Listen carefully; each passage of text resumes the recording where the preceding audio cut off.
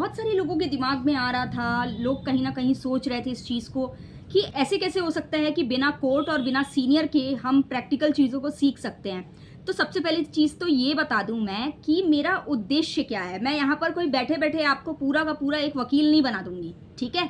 मैं आपको तरीके बताऊँगी। देखिए मेरी बात सुनिएगा।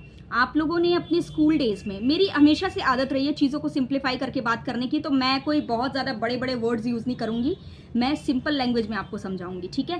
देखिए फॉर एग्ज़ाम्पल आप स्कूल डेज़ में जब जाते थे, तो साइंस था, फिज़िक्स था, केमिस्ट्री था, बायोलॉजी था, आपने देखा था ना उस चीज़ को।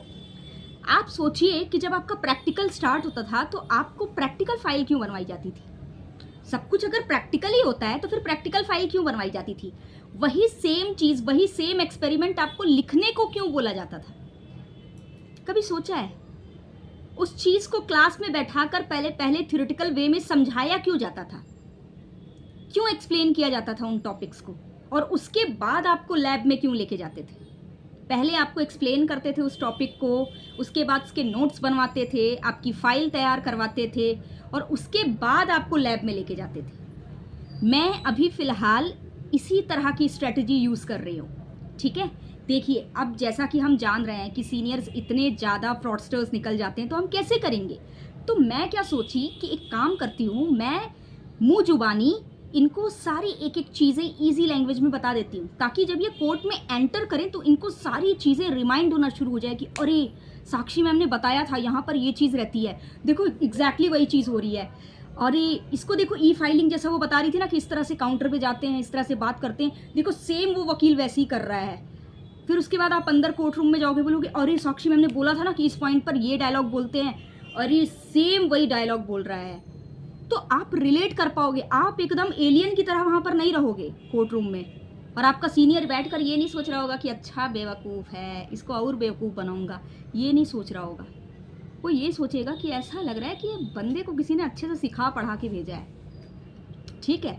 जब आप कोर्ट रूम में घुसो तो you will not feel like an alien, right? मतलब आपको ऐसा ना लगे कि भाई आप दूसरे वर्ल्ड में आ गए हो, क्योंकि ऐसा होता है जब आप स्टार्टिंग में जाते हो तो आपको कुछ आए-बाएँ समझ ही नहीं आता है, क्या बोल रहा है, क्या हो रहा है, कुछ समझ में नहीं आता। तो वो चीज़ें मैं आपको समझाना चाहती हूँ, ठीक है?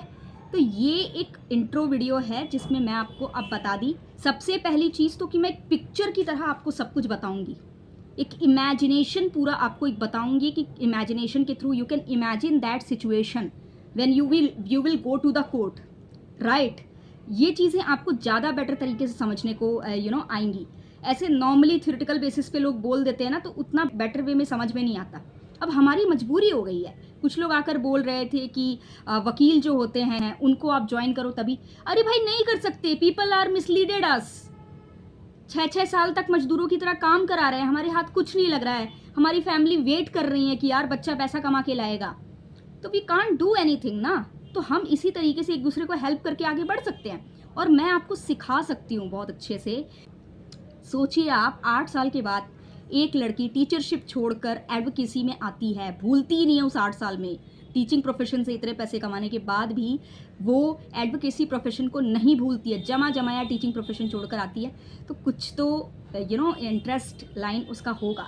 तो मैंने बहुत बारीकी से चीज़ों को समझाया। कहते हैं ना कि जो समझना चाहता है वो 1 दिन में समझ जाता है और जिसको नहीं समझना उसको 6 साल में भी नहीं समझ में आती चीज़ें। तो ये चीज़ें हैं। पूरा फाइनल एग्ज़ाम आपका हो गया एलएलबी का। अब आपके हाथ में क्या आ गया है? रिज़ल्ट आ गया है। अब इसके बाद क्या होगा? मैं इवन डेज़ तक गिन के बता सकती हूँ आपको।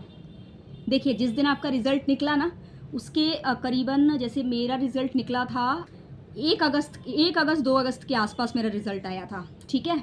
तो अगस्त, सितंबर, अक्टूबर, नवंबर, ठीक है?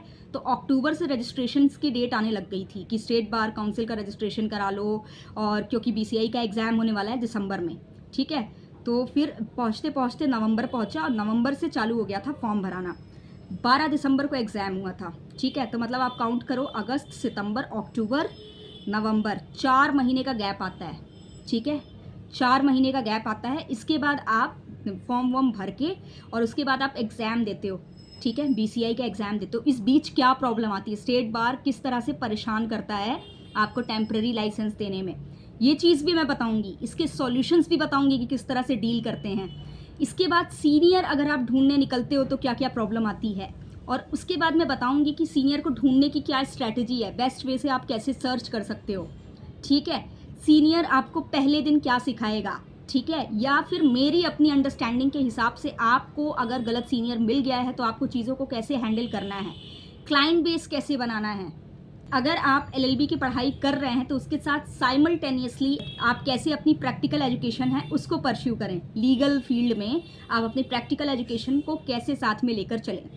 तो सबसे पहला स्टेप है, मैं सबसे पहला स्टेप बता रही हूँ, सबसे पहला स्टेप है कि आप अपने आसपास कोई भी अपने रिलेटिव से, अपने फ्रेंड से, अपने कॉलेज के जो लेक्चरर्स हैं, प्रोफेसर्स हैं, उनका सहारा लेके या सीनियर्स का सहारा लेकर, जो आपके सीनियर्स होते हैं ना लॉ कॉलेज में, जो सीनियर्स होते हैं उनका सहारा लेकर आप कोई एडवोकेट सीनियर सर्च कर लीजिए और शाम को जाइए आप वहाँ पर 2 से 3 घंटा जितनी भी पॉसिबिलिटी है आप उनके साथ बैठिए। आप बोल दीजिए कि सर मैं आपके किसी काम का हूँ या नहीं हूँ, लेकिन मैं ऑब्जर्व तो कर सकता हूँ ना। आप चुपचाप ऑब्जर्व करो, मौका मिले तो आप पूछो कि सर ये क्या है, ये क्या है, इस तरह से। ठीक है, तो इससे क्या होगा, आपको कुछ ना कुछ सीखने को मिलेगा। आप हर दिन 2-3 घंटा अपनी प्रैक्टिकल एजुकेशन में इन्वेस्ट करोगे।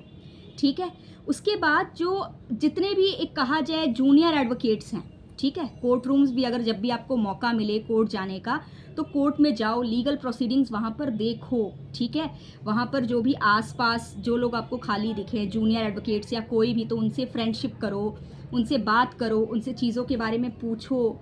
ठीक है, और बार रूम, रेस्ट रूम होता है, वहाँ पर जाओ जहाँ पर जो वकील होते हैं वो रेस्ट कर रहे होते हैं थोड़ी देर के लिए, तो उनसे जाके भी आप बात कर सकते हो। अपनी जो भी आपकी जिज्ञासाएं हैं वो आप रख सकते हो, पूछ सकते हो। तो इस तरह से एक लॉ स्टूडेंट जो है वो अपना नॉलेज गेन कर सकता है। इसके बाद आता है इंटरनेट। इंटरनेट अगर आपको ढंग से यूज़ करना आ गया तो आई एम टेलिंग यू, आपने समझ लीजिए कि अपनी आधी प्रॉब्लम सॉल्व कर ली। आज अगर आप देखें तो यूट्यूब पे इतने सारे वीडियोस पड़े हुए हैं जो कि आपको प्रैक्टिकल एजुकेशन का नॉलेज देते हैं काफ़ी हद तक।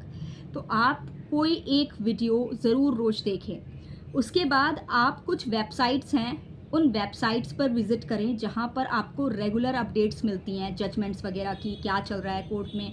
और चैनल्स होते हैं, सुप्रीम कोर्ट का चैनल है, हाई कोर्ट का चैनल है, ठीक है, हर जगह के हाई कोर्ट का चैनल है, आप उसको देखिए जाकर। उसमें भी आपको एक्चुअल कोर्ट प्रोसीडिंग्स दिखाई जाती है। अगर आप कोर्ट रूम नहीं जा पा रहे हैं अपनी पढ़ाई की वजह से तो एक्चुअल कोर्ट प्रोसीडिंग्स आप देख सकते हैं यूट्यूब चैनल के थ्रू।